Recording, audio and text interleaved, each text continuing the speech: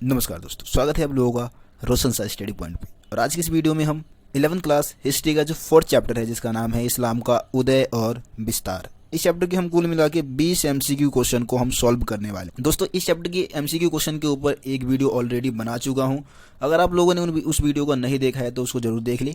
इसके अलावा इस चैप्टर को बहुत ही अच्छे से, बहुत ही बारीकी से एनिमेशन वीडियो के माध्यम से आप लोगों को इस पूरे चैप्टर को समझा दिया है। तो यार आप लोग चैप्टर की वीडियोस को भी जरूर देख लें, ताकि आप एमसीक्यू क्वेश्चन में, अगर मैं अभी 5 क्वेश्चन इस वीडियो में पूछने वाला हूं, उस क्वेश्चन का भी आंसर आप आसानी से दे सके और इसके अलावा जितने भी क्वेश्चन है उसको आप बहुत आसानी से समझ सके। तो उन चैप्टर की वीडियोस को भी आप एक बार जरूर देख लें।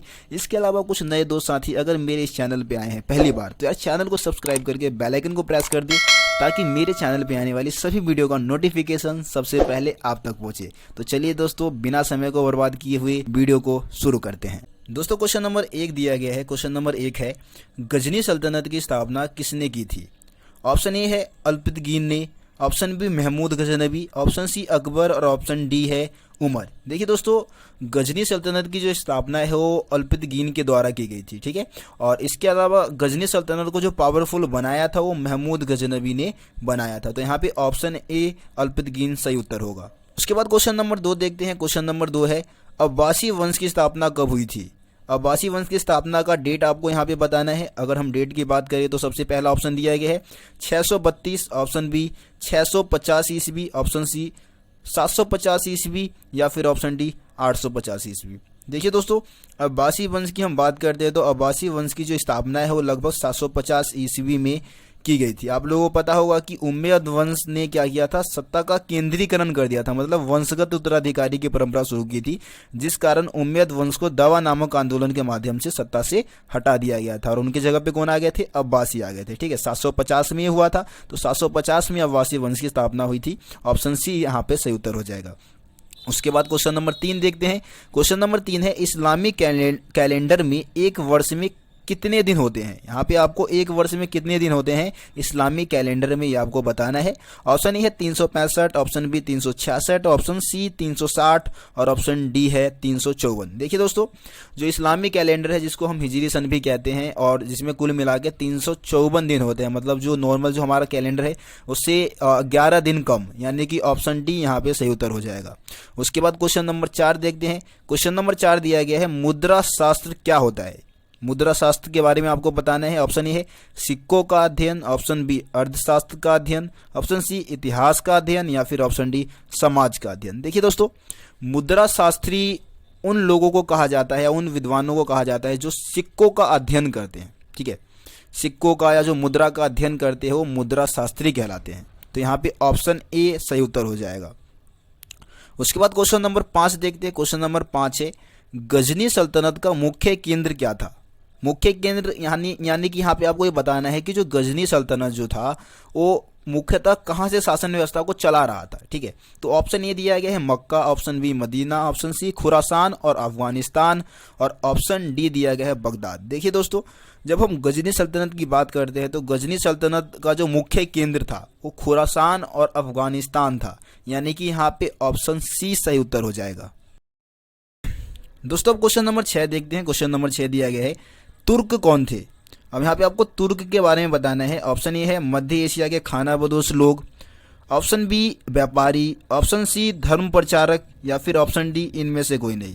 तो गाइस, इस क्वेश्चन का आंसर आप लोगों को कमेंट में बताना है और बिल्कुल सही उत्तर देना है आप लोगों को, ठीक है। अगला क्वेश्चन देखते हैं। क्वेश्चन नंबर 7 है, इनमें से धर्म युद्ध का कारण था? यहाँ पे आप लोगों को धर्मयुद्ध का कारण बताना है, ठीक है। ऑप्शन दिए गए हैं, उसमें से आपको बताना है कि कौन सा ऐसा कारण था जिस कारण धर्मयुद्ध हुआ था, ठीक है। ऑप्शन ए है जेरूसलम पर मुसलमानों का अधिकार, ऑप्शन बी ईसाई धर्म का प्रचार, ऑप्शन सी ए और बी दोनों और ऑप्शन सी इनमें से कोई नहीं। देखिए दोस्तों, आप लोगों को अगर धर्मयुद्ध के बारे में पता होगा तो धर्मयुद्ध जो था वो मुसलमानों के बीच में और ईसाइयों के बीच में लड़ाया गया था। और धर्मयुद्ध का पहला कारण था जेरूसलम पर मुसलमानों ने कब्जा कर लिया था, और दूसरा कारण था कि भाई ईसाई लोग क्या कर रहे थे, अपने धर्म का प्रचार करना चाहते थे, ठीक है। मुसलमानों को भी ईसाई बनाना चाहते थे। तो जेरूसलम पर मुसलमानों का अधिकार और ईसाई धर्म का प्रचार, ये दोनों ही कारण धर्मयुद्ध के थे, यानी कि ऑप्शन ए और बी दोनों सही उत्तर होगा। ऑप्शन सी इसमें सही उत्तर है। उसके बाद क्वेश्चन नंबर 8 देखते हैं। क्वेश्चन नंबर 8 दिया गया है, सल्जुकों ने अपनी राजधानी किसे बनाया था? सल्जुक, यहाँ पे सल्जुक तुर्कों की बात की जा रही है। उन्होंने अपनी राजधानी कहाँ पे स्थापित किया था ये बताना है यहाँ पे हमें।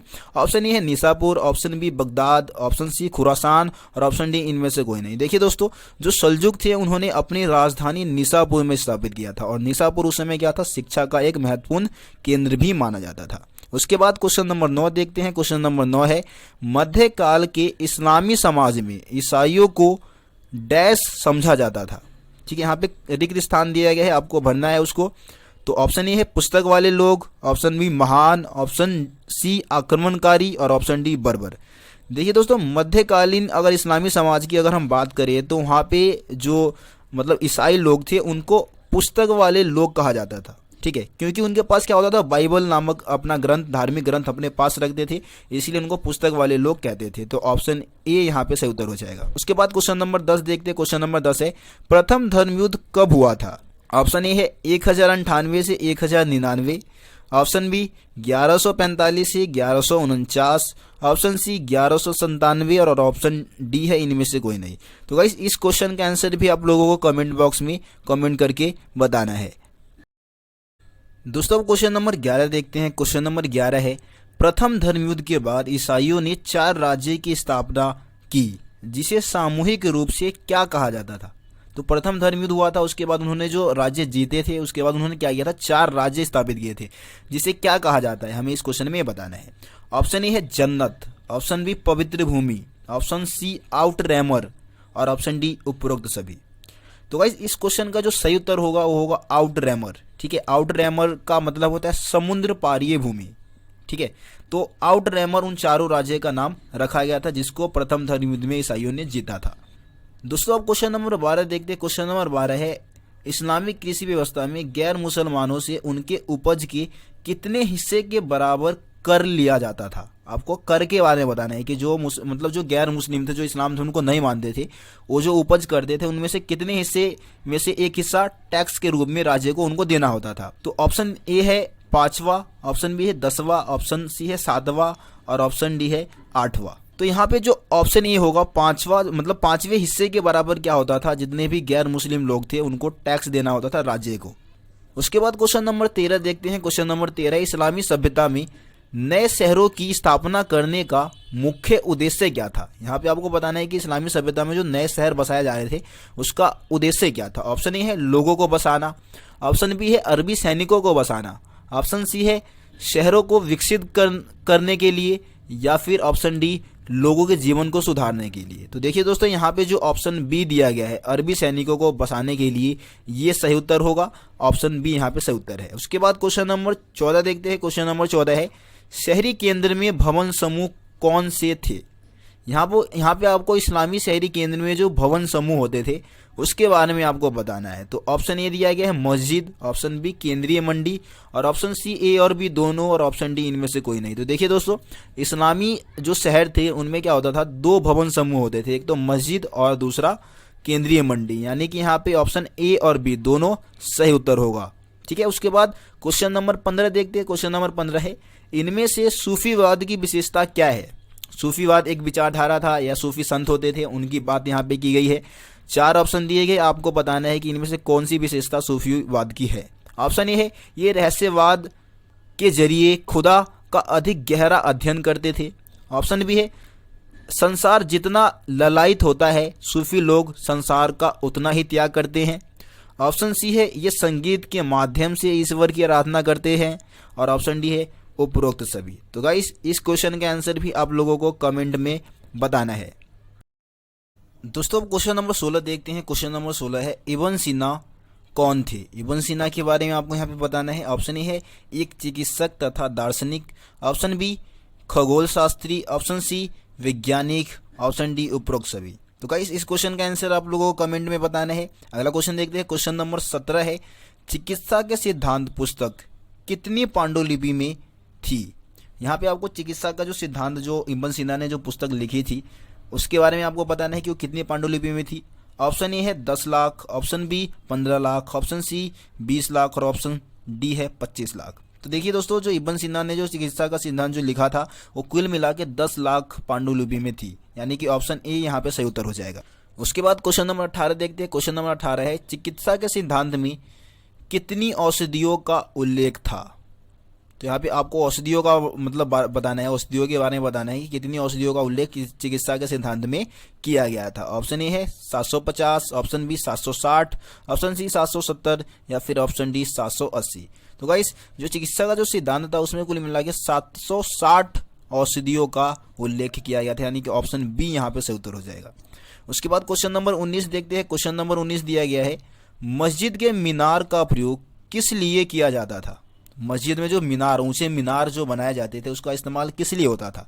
4 ऑप्शन दिया गया है। ऑप्शन ए है प्रार्थना के लिए, लोगों को बुलाने के लिए, ऑप्शन बी नमाज पढ़ने के लिए, ऑप्शन सी खेल का आयोजन करने के लिए, या फिर ऑप्शन डी इनमें से कोई नहीं।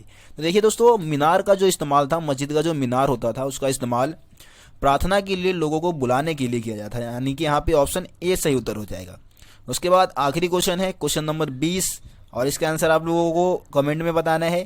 क्वेश्चन पढ़ता हूँ, अब्बासियों ने बागों और बहते हुए पानी के बीच नया शाही शहर कहाँ बसाया था। ठीक है, एक शाही शहर बसाया था जो कि बहते हुए पानी के ऊपर, बागों के ऊपर बसाया गया था।